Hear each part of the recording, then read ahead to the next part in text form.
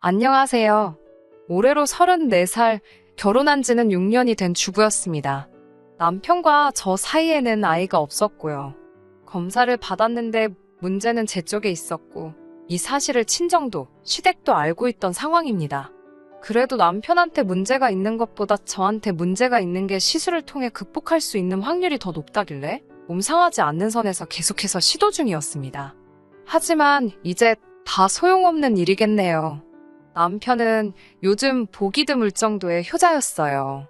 어느 정도냐면 혼자 계시는 시아버지 걱정된다며 저랑 결혼하는 것도 다시 생각해보려던 사람이었으니까요. 남편 위로 아주버님이 두 분 계십니다. 아무리 남자만 셋인 집안이어도 장남도 아니고 막내인 남편이 부양의 의무를 느끼고 있다는 게 말이 된다고 생각하지 않았어요. 생활비조로 얼마 정도만 보내주고 시아버지를 말 그대로 손절했다는 형님들은 한 번도 만나뵌 적 없었지만 저에겐 좋은 인상의 사람들이 아니었어요. 저는 남편이 부양의 의무에 대해서 이야기할 때 시아버지께서 어디 불편하신 곳이 있으신 건가 하는 생각을 했었거든요. 혼자서 밥도 못 드시고 집안일도 아무것도 못 하신다는 말을 들었을 때 정말 몸이 어디 안 좋으신 거구나 하고 확신을 했었는데 제 생각이 틀렸었습니다. 시아버지께서는 사지멀쩡하시고 심지어 엄청 세련되시기까지 하셨으니까요. 옷도 젊은 사람들이 입는 브랜드에 대해서 줄줄 꿰고 계시고 멋부리는 거에 관심도 많아 보이셨어요. 오히려 체격도 새님 스타일인 남편보다 훨씬 좋아 보였고요. 첫 인상은 신기하고 재밌으신 분이었지만 그때 왜 형님 되실 분들이 시아버지를 손절했는지 깨닫게 되었습니다. 전형적인 한량 스타일의 시아버지였고 책임감이나 생활력은 전혀 없어 보이셨어요. 결혼이야 애초부터 양가 지원받을 계획이 없었기도 한데 첫 만나는 자리에서 저희 결혼에 보태줄 돈은 하나도 없으니까 그 부분은 알아서 하라고 못을 박으시더라고요. 그러면서도 결혼하면 첫째네는 자기한테 얼마를 주고 있고 둘째네는 얼마를 주고 있으니 저희가 아무리 막내라도 이 정도는 줘야 하지 않겠냐고 말씀하시며 자기한테 달마다 보내야 할 생활비는 얼마 정도였으면 좋겠다. 이렇게 미리 알려주셨어요.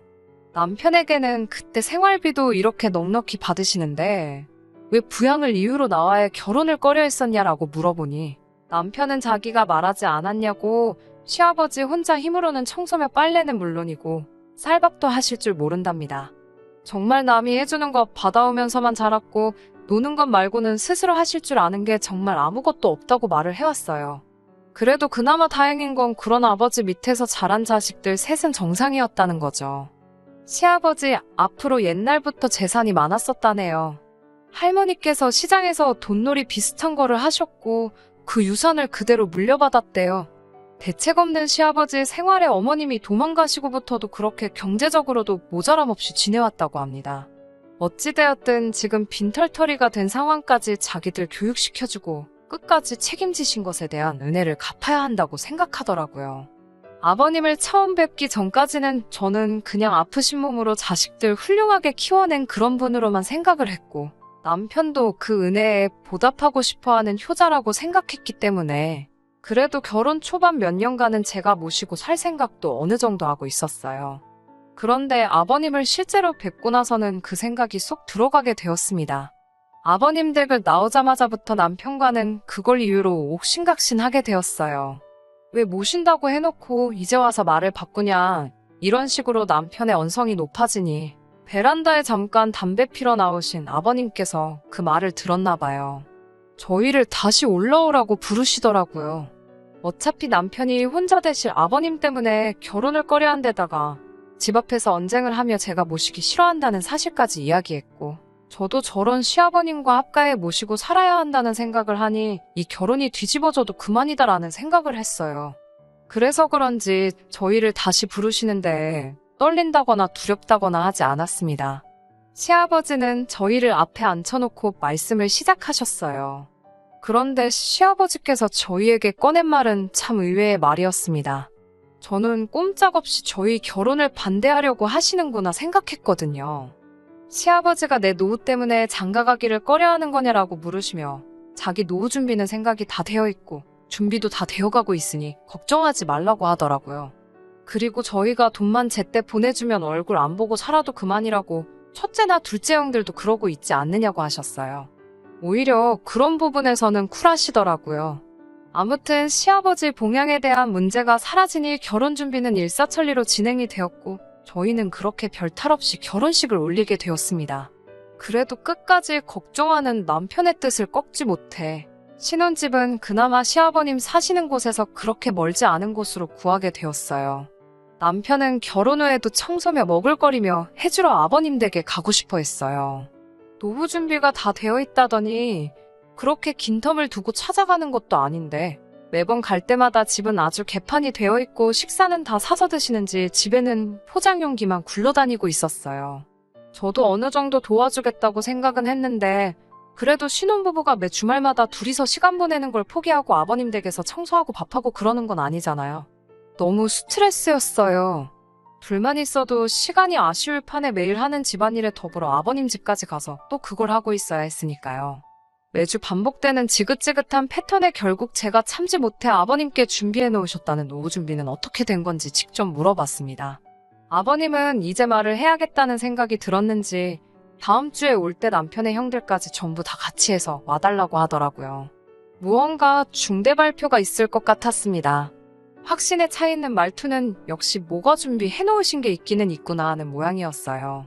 그날 시아버지 댁에 처음으로 온 가족이 모였습니다. 명절에도 안 모인 식구들을 다 만나게 되니 감회가 새롭더라고요. 결혼식 이후로 단 한 번도 본 적이 없었던 형님들까지 전부 도착해 있었습니다. 시아버지가 온 식구들 앞에 발표한 노후 대책은 참으로도 어이가 없었습니다. 각 형제들 앞으로 일단 1,000만 원씩을 달라고 하더라고요. 그럼 그 돈을 가지고 외국에 나가 새 신부감을 찾아오시겠답니다. 말인즉슨 국제결혼으로 재혼을 한다는 말씀이었어요. 그렇다고 거기서 끝나는 게 아니었습니다. 저희가 매달 보내고 있는 생활비를 더 올려서 받아야겠다고 하시더군요. 새 시어머니 되실 분 몫의 생활비에 추가로 그쪽 나라로 매달 송금해야 할 일정 금액이 있다고 하네요. 앉은 자리에서 1,000만 원을 뜯기고 앞으로 보내드릴 생활비도 훨씬 늘어나는 상황에서 그걸 좋아라 하는 사람은 아무도 없었습니다. 애초에 그걸 떠나더라도 아버님 나이가 60이 넘으셨는데 국제결혼으로 제취를 하시는 것부터 찬성할 사람이 어디 있었겠어요? 당연히 그 자리에 있던 사람들 모두 그렇게는 안 된다고 반대를 했습니다. 시아버지는 이미 이걸 오래전부터 계획을 하신 건지 시아버지께서도 초강수로 나가시더라고요. 저희들이 반대를 한다면 굳이 강행을 하지 않겠다고 하시면서도 그렇게 되면 자기는 노후 준비가 된 게 아무것도 없으니 매달 보내는 생활비와 더불어 주에 이일씩 며느리들이 돌아가면서 자기 청소도 해주고 밥도 해주는 수발을 들어줘야 할 것이라고 들어누워 우기시더라고요. 자식이기는 부모 없다더니 여기서는 정반대였습니다. 막무가내로 어깃장을 부리는 아버님 고집 꺾을 사람들 아무도 없었고 돈 1,000만 원의 시아버지 뒷바라지에 대한 부담이 영원히 사라진다면 그 값으로 싸다고 형님들이 먼저 생각을 바꾸기 시작했어요. 그렇게 모두의 동의를 얻어내고 아버님은 그달 말에 새 신부를 데리러 간다고 출국을 하셨습니다. 일주일도 안 돼서 다시 귀국을 하셨는데 아버님은 혼자서 돌아오셨어요. 저희는 속으로 아버님이 마음을 고쳐먹고 결혼을 안 하시기로 한 줄 알았는데 그게 아니었네요. 한국에 오려면 한국어 시험을 통과해야지 올 수가 있다고 하더라고요. 빨리 너네 새 시어머니 보여주고 싶은데 아주 마음이 끓는다고 하시는 게 마음을 고쳐먹지는 않으신 것 같더라고요. 그렇게 시아버지의 노후 준비 대책인 외국인 새 시어머니가 오기 전까지 6개월간 남편의 간절한 부탁으로 제가 짬이 날 때마다 아버님 댁 청소와 식사 준비를 도맡아 해야 했습니다. 형님들은 역시 한 번도 오지 않으셨고요. 제가 이걸 왜 하고 있나 싶더라고요. 그래도 6개월만 참으면 이 집과도 영원히 이별이라고 생각하니 그거 하나만 믿고 속으로 꾹꾹 참아내며 했습니다. 그렇게 6개월이 지나 새 시어머니는 한국에 도착하시게 되었고 또 효자인 남편의 오지랖에 저희가 공항까지 데리러 가게 되었습니다. 정말 경악을 금치 않을 수가 없었어요. 제가 그 당시 29이었는데 저보다도 나이가 4살이나 더 어린 시어머니를 처음 봤을 때는 말이죠. 화장은 하나도 하지 않아 수수했는데 오히려 그것 때문에 더 시어머니가 어려 보이기까지 했고 아버님은 사람처럼 보이지도 않았습니다. 의외로 한국말을 잘 배워서 온 건지 의사소통에는 크게 어려움이 없었어요. 간간히 틀리기는 하지만 자기 의사표현 정도는 확실히 할 만큼 배워서 온 것 같더라고요. 무엇보다 이제 더 이상 아버님 신경 쓸 필요 없이 오롯이 우리 둘만의 결혼 생활을 드디어 시작한다는 생각이 들어 기대가 되기까지 했습니다. 그렇게 결혼하고 나서 처음으로 이제서야 결혼을 한 것 같다는 게 실감이 날 정도로 좋은 시간을 보냈습니다. 아버님도 솔직히 나쁜 마음에 시집 보낼 딸뻘 되는 여자와 국제결혼을 알아본 거라 생각했는데 다시 가장이 되었다는 책임감을 느끼신 건지 얼마벌이는 되지 않지만 직장도 구하시고 멀리서 지켜보니 나름 알콩달콩 살고 있는 것처럼 보였어요. 하지만 이대로 이 행복한 삶이 유지될 거라 생각했던 제가 바보였네요. 아버님께서 저희를 다시 찾으신 건 1년이 채 지나지 않아서부터입니다. 음식이 입에 안 맞아서 아주 죽겠다고 하시네요. 그래도 새 시어머니는 시집 온다고 요리도 배우고 할 거 다 하고 온 것 같았는데 아버님은 외국 음식 냄새가 나서 입에 물려먹지를 못하겠다고 저희 보고 가끔씩 와서 밥을 해놓으라 하시네요. 남편은 난감한 표정으로 또 저한테 양해를 구하려 하고 있고 저도 참을 만큼 참았으니 이번만큼은 양보를 못하겠더라고요. 그렇게는 할 수 없다. 돈을 더 쓰든 상관없으니 식사도 챙겨주는 가사도우미를 구하던지 반찬 가게에서 반찬을 사날르던지 그거는 너가 알아서 할 일이라고. 나는 다른 형님들처럼 더 이상 아버님과 관련된 일에서는 손을 떼겠다 했습니다. 그동안 제가 얼마나 시달려왔는지는 남편도 지켜봐왔고 또 이렇게 된 상황에서 제게 양해를 구하려고 했으니 제가 어느 정도로 진심이었는지는 말하지 않아도 알았을 거예요. 하지만 그 효심이 어디 가지는 않는지 결국 일주일에 한 번 자기가 직접 반찬을 사다 나르기로 했습니다. 차라리 그때까지 차오르는 효심의 끝까지 자기 아버지 포기하지 못하는 남편을 놓아주었다면 이러한 꼬라지를 볼 필요도 없었을 텐데 말이지요. 반찬만 전해주고 오던 남편은 언제부터인가 아버님 댁에 가면 귀가하는 시간이 늦어지기 시작했습니다. 반찬만 사서 전해주고 오는 게 뭐 일이 오래 걸리냐 물으니 남편은 언제까지 반찬을 사다 줄 수는 없으니까 라고 말하며 새어머니한테 반찬 만드는 법을 가르쳐주고 있다고 말을 하더라고요. 집에서도 평소에 살림 하나 안 하는 사람이 무슨 요리를 가르쳐주냐고 따졌지요. 요즘 인터넷이 잘 되어 있어서 어지간한 거는 그거 보고서 따라 만든다고 자기가 요리를 가르쳐주는 게 아니라 이런 게 있다고 설명해주고 재료들 사와서 제대로 만드는지 지켜보고 맛 한번 보고 그러고 나서 돌아오느라고 시간이 좀 걸린다고 합니다. 그 상황이 내키지는 않았어요. 아무리 아버님이 세장가 들어서 가진 새어머니지만 나이가 워낙에 저희 또래인데다가 어리기까지 했으니까요. 하지만 평소 남편의 아버님을 향한 효심도 알고 있는데다가 남편 또한 이렇게 반찬 몇 가지만 가르쳐 놓으면 앞으로 아버님 댁에 발걸음을 할 일도 없어지지 않느냐고 길게 보면 자기가 하는 행동을 이해해 줄 것이라며 저를 설득해 줬습니다. 남편이 아버님 댁에 발길을 끊게 된 건 그날로부터 3개월 뒤의 일이었어요. 그 뒤로 3년, 별탈 없이 둘이서 다시 잘 지냈습니다. 다만 남편의 다른 형제들은 아버님이 노후 준비로 국제결혼을 할 거라는 말을 하게 된 그날 아버님과의 인연을 끊었는데 유독 제 남편만큼은 명절이며 어버이날이며 아버님을 꼭 챙기기 시작했습니다. 저는 따라가지 않았어요. 따라가지 않았던 게 잘못이었을까요? 그렇게 작년 저희는 더 끔찍한 소식을 듣게 되었습니다. 남편에게 여동생이 생기게 되었다는 사실을요. 아버님도 참 대단하시다 생각했습니다. 아무리 행색을 젊어 보이게 하고 다시신다 하더라도 이제 곧 70을 바라보시는 분인데 말이에요. 그리고 그날 병원에서 울고 있는 시어머니를 토닥여주고 있는 남편을 발견하게 되었습니다. 둘이 친모자지간은 아니지만 그래도 그때는 충분히 그럴 수 있다고 생각했어요. 단지 새 시어머니의 눈물이 기쁨의 의미인지 아니면 그 반대인지 저는 몰랐지만요.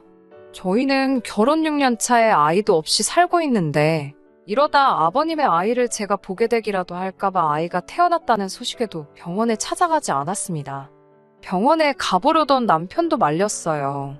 남의 아이를 걱정할 때가 아니다. 이제 우리도 시술이든 뭐든 해서 준비를 해야 하지 않겠냐고 말했지요. 그리고 그렇게 얼마 전 시아버지로부터 연락을 받게 되고 남편과 저는 아버님 댁으로 허겁지겁 향하게 되었습니다. 집에는 아이 울음소리밖에 들리지 않고 있고 아이를 돌보고 있어야 할 새 시어머니는 그 어느 곳에도 보이지 않았습니다. 옷 가지며 전부 다 가져가지도 않은 것이 어디 급하게 가볼 곳이 있었나 봅니다. 남편은 그 자리를 보고 바들바들 몸을 떨더라고요. 아버님은 일부러 귀화가 끝나면 도망갈까봐 혼인신고도 안 해줬는데 달아났다고 이를 갈고 계시더라고요. 그러면서 하시는 말이 저 애는 니들이 마침 애도 없고 하니까 데려다가 키우라고 하시는 겁니다. 제가 정말 정색하면서 아버님께 처음으로 말대꾸를 했어요. 여태까지 남편 보면서 꾹 참아왔던 게 정말 한 번에 다 터져나오더라고요. 시아버지는 저에게 어이없는 소리까지 덧붙이시더군요. 저 애가 내 아이가 아닐 수도 있다는 말을요. 남편은 그 말에 그게 대체 무슨 소리냐고 정색을 했고 아버님은 남편을 보면서 네가 더 잘 알지 않을 거냐고 말을 하셨습니다. 대충 안 봐도 무슨 상황인지 조각이 맞춰지더라고요. 그렇게 효자인 척 하던 남편은 아버님 앞에 고래고래 소리를 지르며 대체 무슨 말도 안 되는 소리를 하시느냐고 소리를 치더라고요. 아버님 말이라면 꿈뻑 죽던 평소의 남편이 아니었어요. 아버님은 기분 잡쳤다며 밖으로 나가셨고 남편은 울고 있는 아이를 들쳐안고는 조용히 시키는데 여념이 없더라고요. 제가 이상한 생각을 갖고 있어서 그런 건지 아이를 안고 있는 남편의 모습에 알 수 없는 위화감이 들었습니다. 남편은 이런 제 마음도 모르는 건지 아이를 어떻게 하고 싶냐고 묻더라고요. 그 말에 제가 지금 장난치는 거냐고 소리를 질렀어요. 아무리 그래도 그렇지 이 상황에서 그게 할 말이냐고요. 남편도 정색을 하면서 그렇다고 아이가 무슨 잘못이 있느냐고 저에게 따지더라고요. 그건 애 아빠인 너네 아버지가 결정할 일이지 우리가 결정할 일이 아니라 했더니 평소 아버지를 알면서 그런 말이 나오냐고 이 아이가 어떻게 될 건지 뻔히 알고 있는 거 아니냐고 하더라고요. 그 말에 저는 그건 내가 알고 없다고 했어요. 오히려 그 아이한테 왜 이렇게 집착을 하는 거냐고 혹시 내가 알면 안 되는 사실이라도 있느냐고 물어봤습니다. 남편은 그런 건 절대 아니라고 하더라고요. 당당하게 먼저 그렇게 자기를 못 믿겠으면 지금 이 길로 병원에 가서 검사를 받아보자고 자신있게 말하더라고요.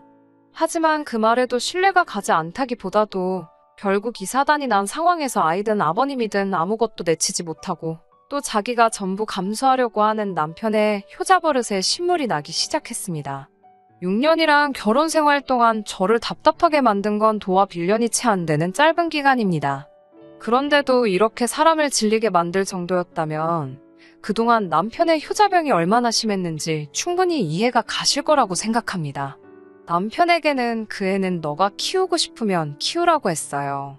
하지만 저는 이제 여기까지라고 더 이상은 못하겠다는 말을 전해줬습니다. 남편은 자고 있는 아이가 다시 깰까봐 어쩌지도 못하고 제자리에 우물쭈물하고만 있더라고요. 그 덕분에 저는 오히려 마음 잡기가 더 편해졌습니다. 그렇게 평생 아버님의 자랑스러운 아들도 되고 너가 지금 안고 있는 시누이한테는 부모 같은 오빠가 돼주라고 말하고 저는 그 집을 뛰쳐나왔습니다. 법원도 이 상황에서 저의 편을 들어주었어요. 숙려기간이 없었으면 좋겠다는 제 신청이 받아들여져 곧바로 협의 이혼을 할 수 있었습니다. 남편은 끝까지 그 아이의 부모가 되어주고 싶었던 건지 아니면 또 혼자 된 아버님을 평생 수발들며 살기로 결심을 한 건지 순순히 이혼을 허락해 주었습니다. 아직도 남편이 그렇게 그 아이에게 집착했던 이유를 모르겠네요. 안 좋은 생각을 하려고 해도 또 검사를 받자고 당당하게 나오는 모습을 보니 제가 생각하는 그런 건 아니었을 텐데 말입니다. 6년 짧았다면 짧고 길다면 긴 시간이지만 앞으로 더 길게 남아있는 저의 인생을 위해 저도 하루빨리 털어내고 저의 인생을 살아야겠습니다. 여기까지 들어주시느라 전부 수고 많으셨습니다. 감사합니다. 끝까지 들어주셔서 감사합니다. 오늘의 사연은 여기까지입니다.